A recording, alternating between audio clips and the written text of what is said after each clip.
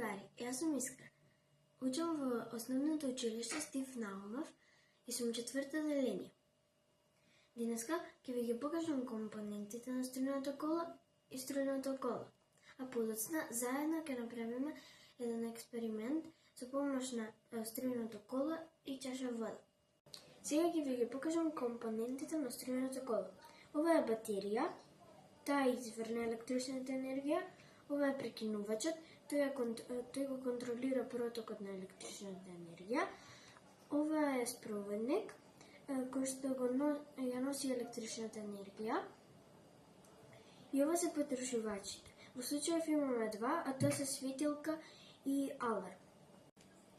Ако колото е добро поврзано, односно е затворено, потрошувачите, во овој случај сијаличката и алармот, ќе бидат активни.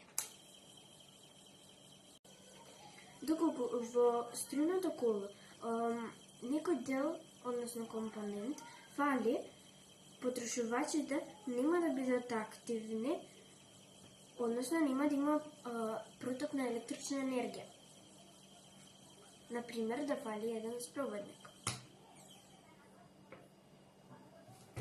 Сега ќе го направиме нашиот мал експеримент.